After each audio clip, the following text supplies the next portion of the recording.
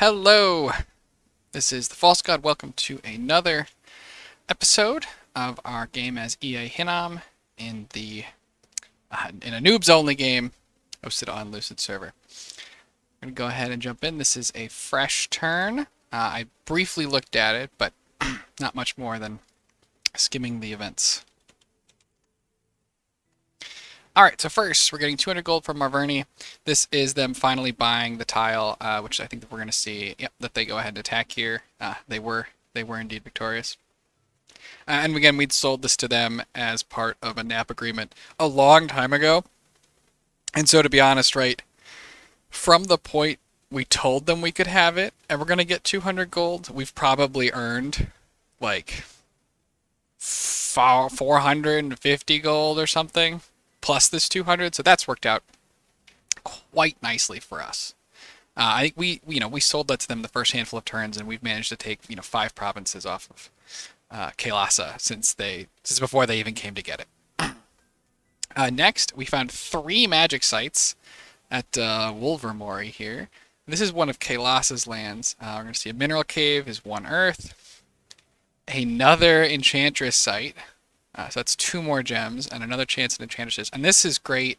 I mean, we may end up doing both, but for now, how efficient are these Enchantresses for research? 205 for 11 research. Okay, they're not super research efficient, but this one was going to be potentially a tough fortress and was going to draw a lot of resources off of Hinnom and is going to make it probably a little bit more difficult to make our giants. But now we can just go ahead and put it over here. And then additionally, we found a battlefield for a death gem. So, ton of gems there. That's 4 gems on one search. A couple of misses. And then here we found a mud field and an enchanted tower, which I think are earth again. 1 earth and 1 earth. So that's plus 3 earth gems this turn. We're going to need to find something to do with earth. I will admit to part of what's making me a new player is I know what to do with nature gems and like death gems pretty well. I'm not entirely sure what to do with earth gems. We're gonna make some hammers, probably make some boots, maybe some other gear. But in terms of spending them in military conflicts, I'm not immediately sure how to spend them all. You'll remember we set the Melkorts to blood hunt just because we were waiting to get all of our forces together. They each overperformed, finding a huge number of blood slaves. That's the blood 3 plus blood searcher 3 coming in handy. That's more than we're gonna send them into combat with, I'm sure. That's just I don't think each one needs 10 blood slaves or however many they have. 10 and 12. Especially because we'd already brought them a handful. So we'll go ahead and stick most of the, we're going to give them each like 5 maybe. Okay, let's see. I remember how to do this. Gotta put them all on the guy in front. And then from there, you can, no, wrong way. You can distribute that out. I'm going to give each of these 5. And hope that that is good enough. We'll do imps, imps, reinvigoration, imps, imps. Just to try and help harass the backline of Kailasa. Let's go ahead. So I think that's this is us losing the province. We get a madman. I don't know much about this event. I'll have to go and look it up and see if there's anything more to be found there.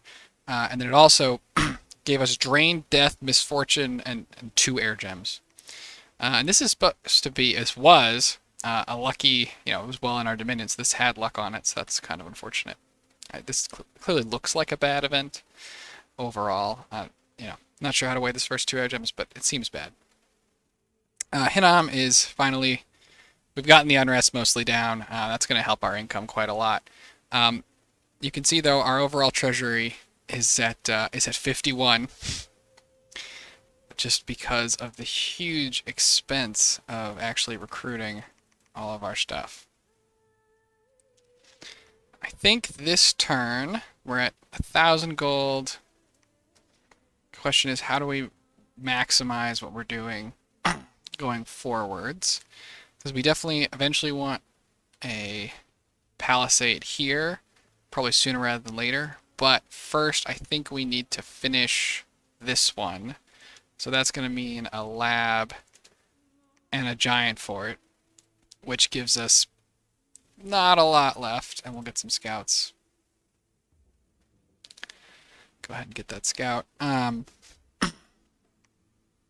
That leaves us unable to recruit anything out of our cap. I think that's just too bad. I think we'll have this guy search instead. So we can build the giant fortress. We can recruit one of these. Gosh. Hinnom is just so gold hungry. And these idiots are eating my taxpayers. Which they are admittedly quite notorious for doing. This guy go here. So this nature to... Oh, here's our... Has he got a fit? He's got the cod. The madman with the cod. He's not... Because he's crazy... I mean, you can't even... I don't... Does he cost any money? I don't actually know how to check if he's costing me upkeep, but he's unreliable and unhelpful. We'll have this guy go ahead and keep site searching these two. So we've already healed this guy up. We've done most of the site searching that we can do with... So let's go ahead and send this guy here. Can site search there. And then our nature 2. So the question is, right, is it worth it to search an extra 1 nature? It's probably not. I think we can go ahead and send him back to keep researching. And he'll also, you know, if we get any other random afflictions, he can help heal him up. Let's go ahead and give... I think we need to put them on this guy so that he can get a little bit closer and then link up with these dudes. I believe if we give them to this guy, he will not... Oh, no, he can make it. Okay, perfect. We'll have him do that. No reason to send in the Bale then. This is an Earth 3. We can go ahead and send him to do some more site searching. Because these guys, you just don't want them... You really don't want them to be researching until I put a lab up in the Rephite prison, or Rephite parking lot. Or they're gonna cause too much unrest and just deal too much damage to our economy. Build a giant fortress. I mean, maybe this isn't a Melkor turn. Maybe this is another Ami turn. And then we pick up 3 of these guys. And down here, we got our Ami. Maybe we just save the rest of the money. Have a tiny treasury. Going into the next turn. I think that's our best option. I guess we can go ahead and we can watch this. I don't think there's much to see though. Got their magic tattoos, an inspirational leader, and their. Now, I've not played Marverni at all. That's the horse. 13 protection. I have a lot. Okay, 15 defense. I was thinking that, you know, if these are regular humans, this wasn't an absolute ton of them, but they obviously don't have any issue. Besides that, so we're gonna go ahead and we're moving out more of our giants. Drop this guy in. What do we got here? Some more troops. No leader here. Need to recruit another commander to march some troops around over here. And then finally, I think the most important part is going to be, do we think we can kill this army? 160 units, but they're mainly Atavi. And Atavi... we also learned the god, I believe, is in 84. So that is tough. That means that the god can be here to fight, which is definitely annoying. It'd be nice. I probably won't officially lock this turn in until I hear from Sorrow exactly what is here. I mean, we can see a decent portion of it. They have dark vines. I mean, there's just so many. Like, if it's mainly a Tavi, that's obviously not frightening. But a lot of Apsaras, they're definitely going to be able to bless them, which they have a. Oh, as I am recording, we got the message from Sorrow on what they broke out of the cap with. They broke out with 145 units, a Bloodhenge Druid, 3 Generals, 6 Gurus, 36 Epsilaras, 42 Atavis, 40 Bandar, 5 Dark Vines, and some other random stuff. It's a decent, it's 145 guys added to the bull. It may be that we need to go to the test game and see if we can figure out whether or not we can take them. I would certainly like to think so. No more blessings. Do Earth Might. Oh, sorry, not Earth Might. We're going to do Imps. Aggravation. Imps. And we'll go ahead and use that. I think we can do that on both. I don't think, personal luck, twist fate, resist magic. I think those are all sort of whatever. I think these imps. Let's see. We'll also ask Sorrow if he can send a formation. So that can help us determine how useful the imps are going to be.